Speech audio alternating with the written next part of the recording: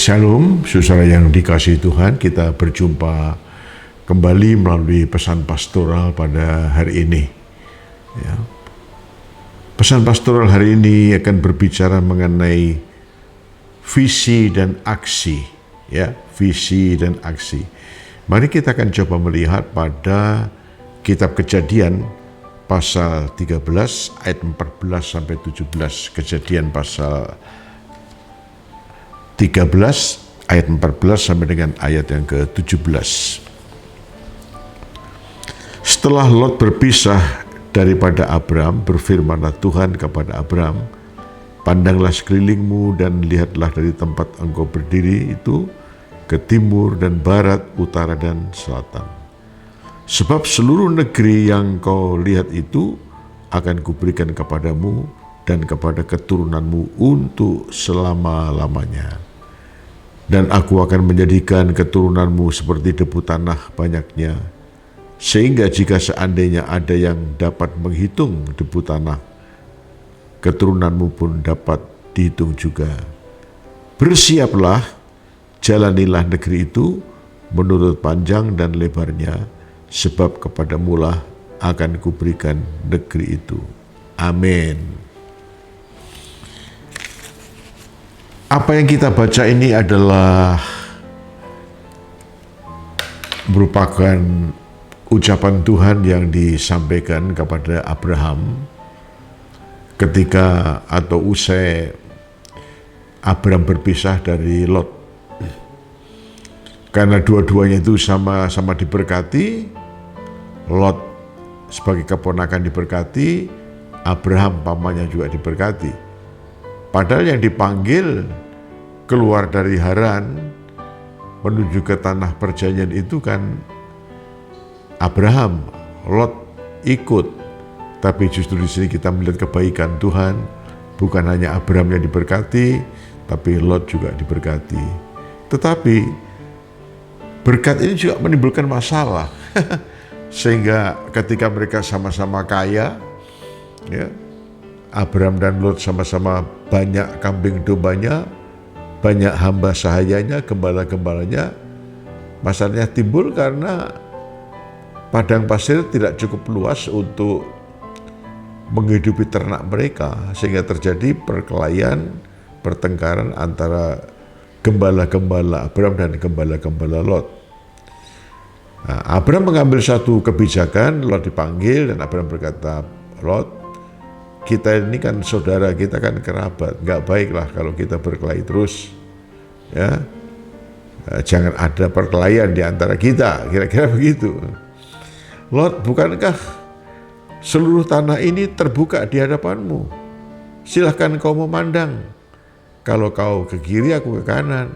Kalau kau ke kanan, aku ke kiri. Ini luar biasa, ya. Sebetulnya yang berhak untuk memilih, yang berhak untuk menentukan memilih tanah yang baik itu adalah Abraham, bukan Lot. Ya, tapi kita melihat di sini Abraham punya sikap rohani yang sangat baik, yang tulus dan berlapang hati, ya, sehingga Lot diberikan dulu pilihan.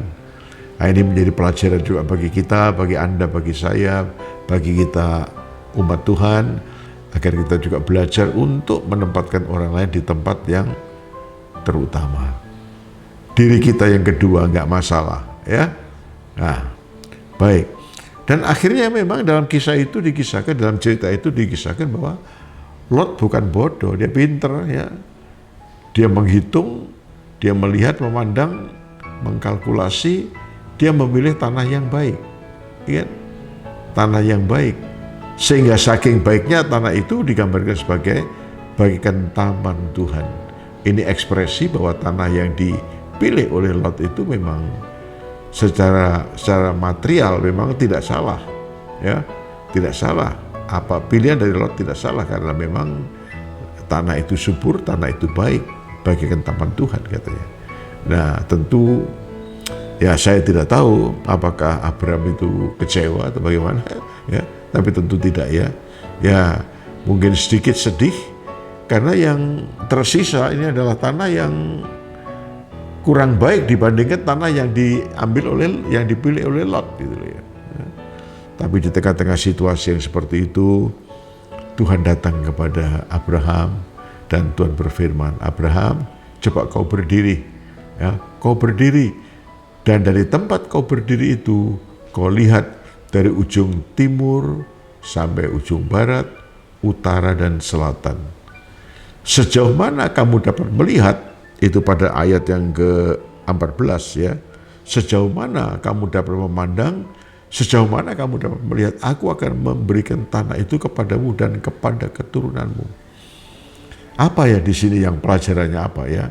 Di sini dibicara tentang visi, ya, bicara tentang visi. Jadi Tuhan memberikan kepada kita, kepada Anda, kepada saya, sesuai visi yang Tuhan berikan pada kita, sesuai dengan visi yang kita miliki. Dan sebab itu saya mendorong agar Anda semua, kita semua, para hamba Tuhan, pelayan-pelayan Tuhan, dan seluruh jemaat berdoa, minta, mohon visi yang datang dari Tuhan. Ya. Sebab tanpa visi, orang tidak bisa maju. Ya. Jadi progresnya itu nggak signifikan tanpa visi kan. Jadi tanpa visi itu, saya ibaratnya seperti orang berjalan di tempat. Sudah tenaga yang dikeluarkan, yang dikuras begitu besar, waktu, tenaga, dan banyak hal yang lain. Ya. Tapi sepertinya jalan di tempat, nggak ada kemajuan yang signifikan. Kenapa? Visinya nggak ada. Visi itu menolong kita untuk menentukan tujuan hidup. Ya. Hidup ini kan punya tujuan, gitu. Ya. Jangan hidup nggak punya tujuan. Kalau orang hidup nggak punya tujuan kan muter-muter gitu ya, putar-putar terus. Udah capek, kita lelah, waktu habis, makin tua dan seterusnya. Tapi nggak pernah menjadi sesuatu, nggak pernah terjadi sesuatu yang signifikan. Ya. Sebab itu saya mendorong, milikilah visi. Berdoa dengan sungguh-sungguh, baca Alkitab dengan sungguh-sungguh. Kalau perlu Anda berpuasa, minta visi dari Tuhan, dan Tuhan pasti memberikan kepada kita. Ya. Visi Anda sebagai seorang petani, visi Anda sebagai seorang tentara, visi Anda sebagai seorang pegawai, visi Anda sebagai pengusaha, visi kita sebagai hamba Tuhan, apapun juga visi itu. Ya. Nah, ya. Jadi visi itu menentukan, ya. Menentukan kita punya arah yang jelas, dan ini visi juga akan menolong sehingga kita dari hari ke hari dalam kehidupan ini kita mengalami kemajuan, ya, progres, ya, nampak ya, mengalami kemajuan. Visi itu gambaran mental, sesuatu yang kita bayangkan, sesuatu yang kita pikirkan, ya. Nah itu. Nah, contoh adalah ketika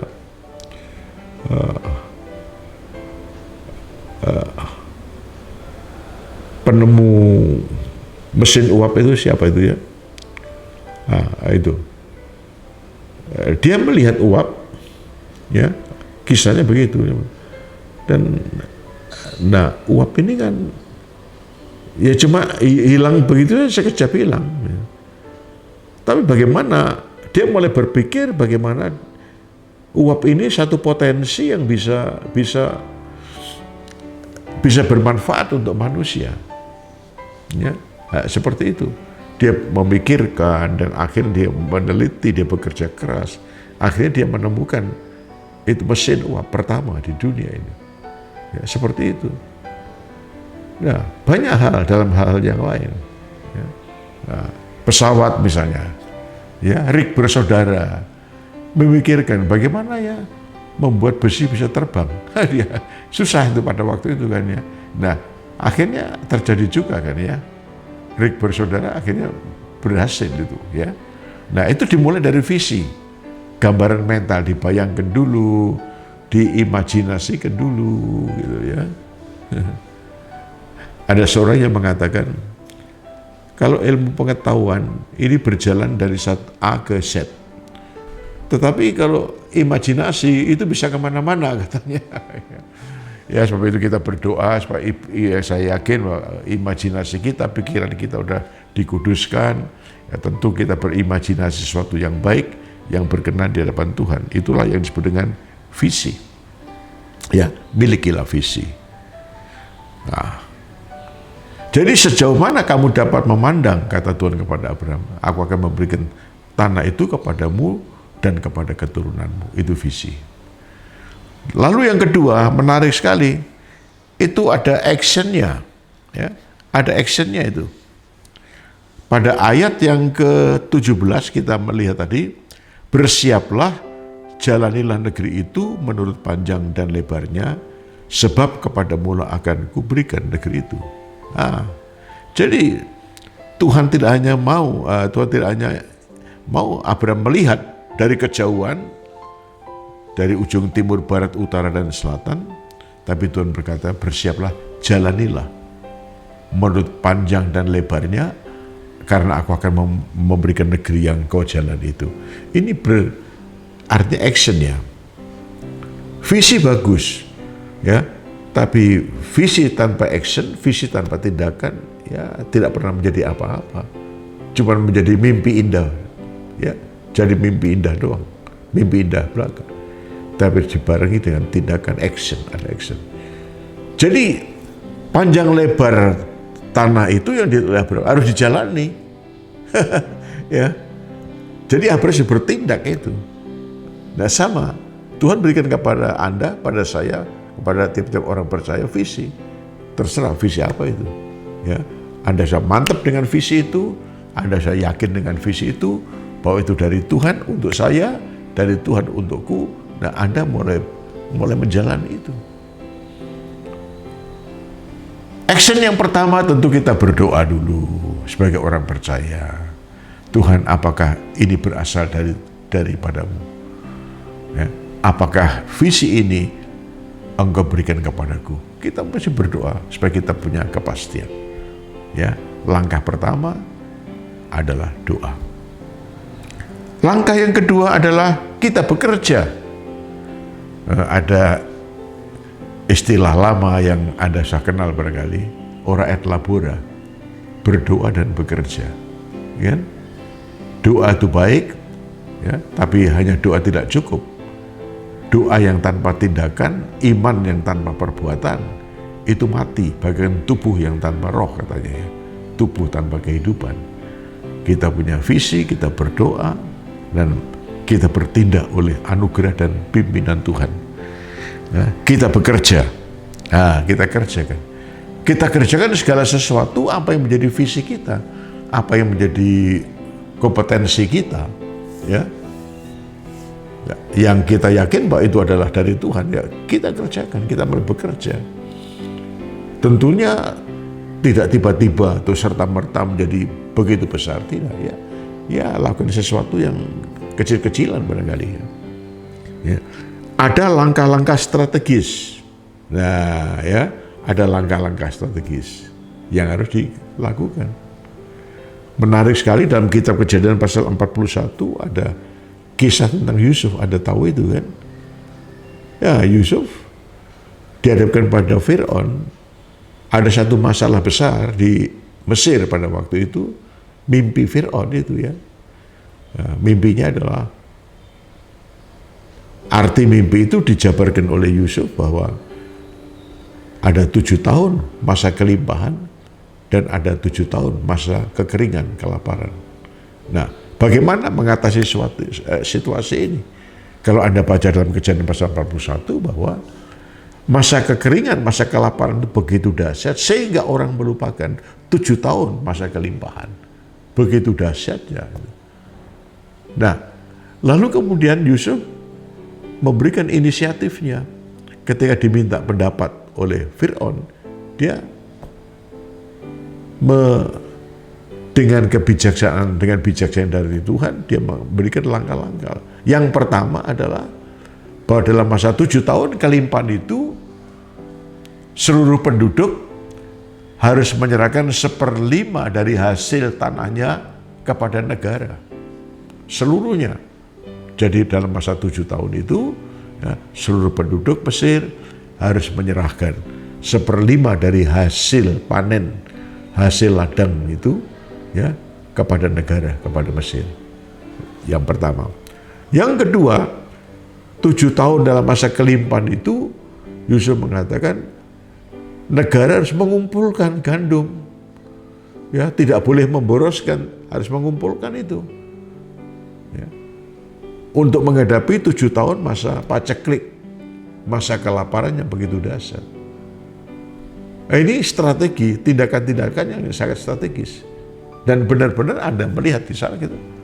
Ketika memasuki 7 tahun masa kelaparan, kelaparannya begitu dahsyat itu, yang bukan hanya terjadi di Mesir, tapi sampai ke negara-negara tetangga di Kanaan misalnya gitu ya. Terjadi kelaparan seperti itu. Tapi Mesir aman. Kenapa? Karena tindakan Yusuf tadi, ya, langkah-langkah strategi yang telah diambil oleh Fir'aun atas nasihat Yusuf. Ya, bahkan Mesir bukan hanya bisa mengamankan dirinya, mengamankan penduduknya, tapi bisa menolong juga negara-negara sekitarnya. Nah, itu langkah-langkah strategis. Nah, sebab itu Tuhan berikan visi kepada Anda, kepada saya. Kita sudah berdoa, kita mantap dengan visi itu, kita mulai actionnya, mulai bekerja, ya, tentu tahap demi tahap, ya, tidak bisa serta-merta, tahap demi tahap, ya, dari tahap ke tahap, sambil mohon pimpinan dan tuntunan Tuhan, bagaimana kita mengambil tindakan dan langkah-langkah yang strategis. Kita bekerja dan yakinlah itu. Ya, nah, yakinlah sebagaimana Abraham telah mengalami, ya, apa yang Tuhan janjikan karena 2 tindakan yang dilakukan Abraham. Pertama, dia memiliki visi, ya, dan kedua, dia melangkah, dia action, dan akhirnya kita melihat Tuhan menganugerahkan tanah itu kepada dia dan kepada keturunannya. Apa yang menjadi visi Anda saya tidak tahu. Sekali lagi, sebagai petani, sebagai pengusaha, sebagai tenaga profesi yang lain, marilah milikilah visi, dan setelah yakin, Anda berdoa yakin, kita mulai bertindak sesuai dengan visi kita, dan oleh anugerah, oleh pertolongan Roh Kudus, pasti satu saat nanti kita akan sampai pada tujuan kita. Apa yang dulu beberapa tahun yang lalu hanya merupakan satu visi saja, merupakan gambaran mental saja, ya, angan-angan imajinasi saja, beberapa tahun kemudian Anda akan melihat itu menjadi sebuah realitas. Oh, ternyata apa yang kulihat, kuimpikan beberapa tahun lalu, sekarang menjadi sebuah kenyataan. Ya, yakinlah bersama dengan Tuhan. Immanuel, Tuhan menyertai Anda, Tuhan menyertai saya. Ya, jadi jangan takut untuk berlelah-lelah, jangan takut untuk bekerja, karena itu adalah harga yang harus dibayar. Orang-orang sukses nggak boleh malas. Orang sukses adalah orang-orang yang sudah membayar harga mahal. Anda tidak tahu bagaimana orang-orang kaya, orang sukses itu berhasil. Yang tahunya kita bisa melihat, oh ini orang sukses, ini berhasil kan.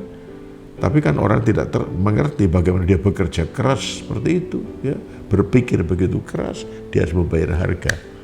Dan yakinlah, kalau orang-orang yang tidak percaya kepada Tuhan bisa meraih perkara-perkara yang menjadi impiannya, saya yakin oleh anugerah pertolongan Tuhan, ketika Anda punya visi dan oleh pertolongan Tuhan kita mulai mendoakan dan mulai bekerja, mulai bertindak, nah, ada langkah-langkah strategis, maka Tuhan menyertai kita. Sekali lagi, apa yang dulu menjadi impian hanya menjadi impian indah, sekarang menjadi sebuah kenyataan. Amin. Immanuel, Tuhan menyertai kita. Bapa di sorga, terima kasih. Kiranya Roh Kudus akan meneruskan kebenaran itu kepada kami, anak-anak-Mu yang mendengar ini. Kami tahu Tuhan bahwa Engkau mendesain kami bukan untuk kalah, bukan untuk menjadi pecundang, tetapi Engkau mendesain kami untuk menjadi lebih dari pemenang. Kami sadar kemampuan kami kecil, namun kami sadar kami punya Bapa yang Maha Kuasa, Bapa yang sangat besar. Bagi kami itu mustahil, namun bagi Tuhan tidak ada perkara yang mustahil. Sebab itu berikan kepada kami visi Tuhan. Bicaralah kepada kami, mantapkan tentang visi yang Kau berikan kepada kami, dan tolonglah agar Roh Kudus memberikan kepada kami anak-anak-Mu satu keberanian untuk bertindak. Oh Tuhan, kami melakukan langkah-langkah strategis oleh pimpinan Roh Kudus. Kami melakukan tindakan dan bekerja keras, dan kami yakin bersama dengan Tuhan kami dimampukan untuk mencapai apa yang kami impikan bagi hormat kemuliaan nama-Mu. Tuhan, tolonglah agar kami tidak pernah lupa ketika kami nanti pada suatu saat kami telah mencapai visi, impian kami, kerinduan dan cita-cita kami. Dan biarlah kami pakai semua bagi hormat kemuliaan Tuhan, bagi menjadi berkat bagi orang lain. Terima kasih, berkatilah seluruh umat Tuhan. Dalam nama Tuhan Yesus. Amin. Shalom. Selamat berjuang. Tuhan memberkati.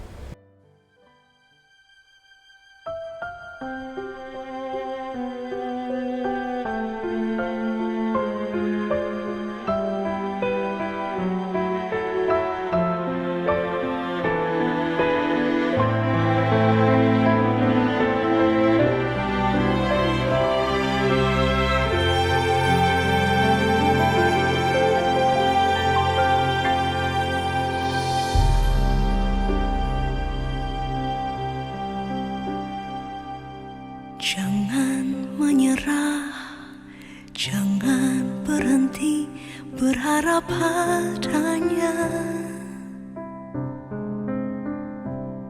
Walau gelap di depanmu, tiada jalan bagimu.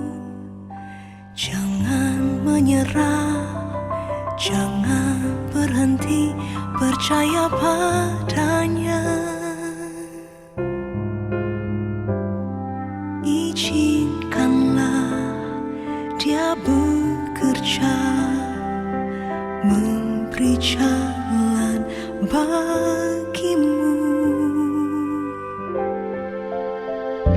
Dia tahu semua yang terjadi, Dia tahu semua yang kau alami. Percayalah kepadanya, Dia tak pernah tinggalkanmu. Dia tahu